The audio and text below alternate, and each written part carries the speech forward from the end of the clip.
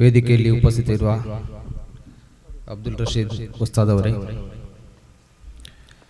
ಅದೇ ರೀತಿ ವೇದಿಕೆಯಲ್ಲಿರುವಂತಹ ಇತರ ಗಣ್ಯ ವ್ಯಕ್ತಿಗಳೇ, ಇವತ್ತು ಬಹಳ ಸಂತೋಷ ಆಗ್ತಿದೆ. ಯಾಕೆಂದರೆ ಭಾರತ ಮತ್ತು ಪಾಕಿಸ್ತಾನವು ವಿಭಜನೆ ಆಗುವಾಗ, ಭಾರತ ವಿಭಜನೆಯಾಗಿ ಪಾಕಿಸ್ತಾನ ಎಂಬ ರಾಷ್ಟ್ರ ಹುಟ್ಟಿಕೊಂಡಿತ್ತು, ಇನ್ನೊಂದು ಕಡೆ ಭಾರತ ಹುಟ್ಟಿಕೊಂಡಿತ್ತು. ಆಗೇನಾಗಿತ್ತು, ಮುಸ್ಲಿಮರಿಗೆ ಪಾಕಿಸ್ತಾನವು, ಹಿಂದೂಗಳಿಗೆ ಭಾರತ ಅಂತ ಹೇಳಿ ಹಂಚಿ ಹಾಕಿದ್ದು ಬ್ರಿಟಿಷರು, ಒಡೆಯುವ ಉದ್ದೇಶದಿಂದ, ಧರ್ಮದ ಆಧಾರದಲ್ಲಿ ಒಡೆಯಬೇಕು ಎಂಬ ಉದ್ದೇಶದಿಂದ. ಆಗ ಗಾಂಧೀಜಿಯವರು ಒಂದು ಮಾತು ಹೇಳಿದರು, ಭಾರತದಲ್ಲಿ ನಿಲ್ಲಲಿಕ್ಕೆ ಇಷ್ಟಪಡುವಂತಹ ಮುಸ್ಲಿಮ್ಸ್ ಯಾರಿದ್ರು ಕೂಡ ನಿಲ್ಲಬೇಕು, ನಿಮ್ಮ ಸಂಪೂರ್ಣ ಜವಾಬ್ದಾರಿ ನಾವು ನೋಡಿಕೊಳ್ತೇವೆ ಅಂತ ಹೇಳಿ. ಒಂದು ಭಾರತವನ್ನು ಮತೇತರ ರಾಷ್ಟ್ರವನ್ನಾಗಿ ಮಾಡಬೇಕು ಎಂಬುದು ಅವರ ಉದ್ದೇಶವಾಗಿತ್ತು. ಅವರ ಉದ್ದೇಶವು ಖಂಡಿತವಾಗಿಯೂ ಫೈಲ್ ಆಗಿಲ್ಲ, ಒಳ್ಳೆ ರೀತಿಯಲ್ಲಿ ಅದು ಈಗ ಮುಂದುವರಿತಾ ಇದೆ ಎಂಬುದಕ್ಕೆ ಒಂದು ಪ್ರತ್ಯಕ್ಷ ಸಾಕ್ಷಿಯಾಗಿದೆ ಇವತ್ತಿನ ಈ ಸಭೆ. ಯಾಕೆಂದ್ರೆ ಈ ಸಭೆಯಲ್ಲಿ, ಈ ವೇದಿಕೆಯಲ್ಲಿ ಎಲ್ಲ ಧರ್ಮದ ವ್ಯಕ್ತಿಗಳು ಸೇರಿರುವಂತಹ ಒಂದು ವೇದಿಕೆಯಾಗಿದೆ. ಇದು ನಿಜವಾದ ಭಾರತ. ಮಹಾತ್ಮ ಗಾಂಧೀಜಿಯವರು ಕನಸು ಕಂಡಂತಹ ಭಾರತವು ಇದಾಗಿದೆ. ನನಗೆ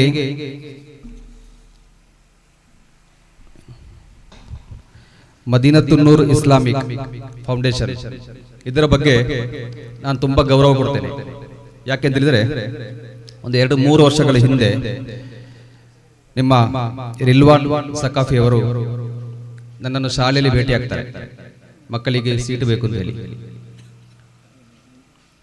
ತುಂಬಾ ಮಕ್ಕಳನ್ನು ಕರ್ಕೊಂಡು ಬಂದಿರ್ತಾರೆ. ನಮಗೆ ಎಲ್ಲಿ ಬಹಳಷ್ಟು ಕಷ್ಟ ಆಗಿದ್ರು ಕೂಡ ನಾನು ಒಪ್ಪಿಕೊಂಡೆ. ಅದರ ನಂತರ ಈಗ ಪ್ರತಿ ವರ್ಷ ಅವರು ಕರ್ಕೊಂಡು ಬರ್ತಾ ಇದ್ದಾರೆ ಮಕ್ಕಳನ್ನು. ಅದು ಸಂತೋಷ ಅಂತಂದ್ರೆ, ಬಹಳ ಶಿಸ್ತುಬದ್ಧವಾದಂತಹ ಮಕ್ಕಳು, ಶಿಸ್ತುಬದ್ಧ ಅಲ್ಲದ ಮಕ್ಕಳನ್ನು ಅವರು ಇಲ್ಲಿಂದ ಹೊರಗಡೆ ಕೂಡ ಕಳುಹಿಸಿದ್ದಾರೆ ಎಂಬ ಮಾಹಿತಿ ನನಗೆ ಸಿಕ್ಕಿದೆ.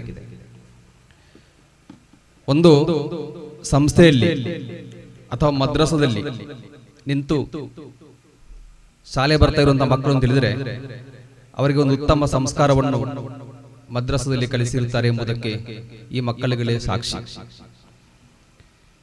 ಹೀಗೆ ಮಾತಾಡ್ತಾ ಇರಬೇಕಿದ್ರೆ ನಾನು ಕೆಲವು ಸಲ ಅವರಿಗೆ ಫೋನ್ ಮಾಡ್ತಾ ಇದ್ದೆ ಅಗತ್ಯ ಇರುವಾಗ.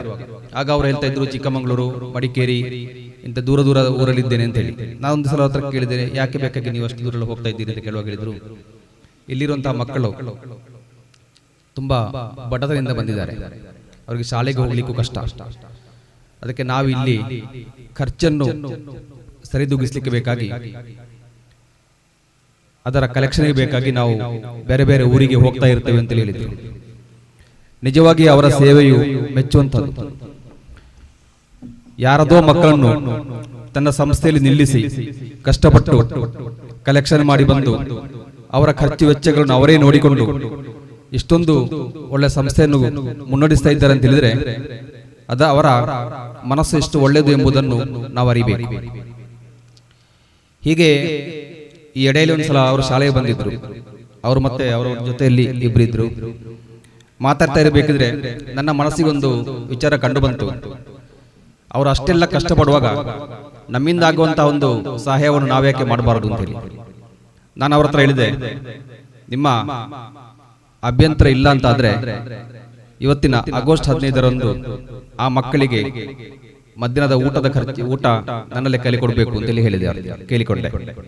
ಬಹಳ ಸಂತೋಷದಿಂದ ಅವರು ಒಪ್ಪಿಕೊಂಡ್ರು. ಅದರಂತೆ ನಾನು ಹೇಳಿದೆ, ಆ ಮಕ್ಕಳಿಗೆ ಏನು ಫುಡ್ ಬೇಕು ಅದನ್ನು ಕೊಡಬೇಕು, ಅದರ ಎಕ್ಸ್ಪೆನ್ಸ್ ನಾನು ಕೊಡ್ತೇನೆ ಅಂತ ಹೇಳಿ. ಯಾಕೆಂತೇಳಿದ್ರೆ ನಮಗೂ ಕೂಡ ಅವರು ಕಷ್ಟಪಡುವಂತಹ ನೋಡುವಾಗ ನಮಗೂ ಕೂಡ ಒಂದು ಮನಸ್ಸು ಬಂತು, ಈ ತರ ಒಂದು ಯೋಜನೆ ಹಾಕಿಕೊಳ್ಬೇಕು ಅಂತ ಹೇಳಿ. ನಾವು ದಿನನಿತ್ಯ ಎಷ್ಟೋ ಯಾವುದೆಲ್ಲ ಕೆಲಸಗಳಿಗೆ ಬೇಕಾಗಿ ಖರ್ಚು ಮಾಡ್ತೇವೆ. ಆಗ ಇಂತಹ ಬಡ ಮಕ್ಕಳಿಗೆ ನಾವು ಅದನ್ನು ಏನು ಕೊಡ್ತೇವೆ ಅದು ಖಂಡಿತವಾಗಿಯೂ ನಮಗೆ ಅದರ ಪ್ರತಿಫಲವನ್ನು ದೇವರು ಕೊಡ್ತಾರೆ ಎಂಬ ನಂಬಿಕೆ ಇರುವವನು ನಾನು. ಹೀಗೆ ಈ ಸಂಸ್ಥೆಯು ಇನ್ನೂ ಹೆಚ್ಚು ಬೆಳೆಯಲಿ ಅಂತೇಳಿ ಹಾರೈಸುತ್ತಾ ನನ್ನ ಒಂದೆರಡು ಮಾತುಗಳನ್ನು ಮುಗಿಸ್ತೇನೆ. ನಮಸ್ಕಾರ.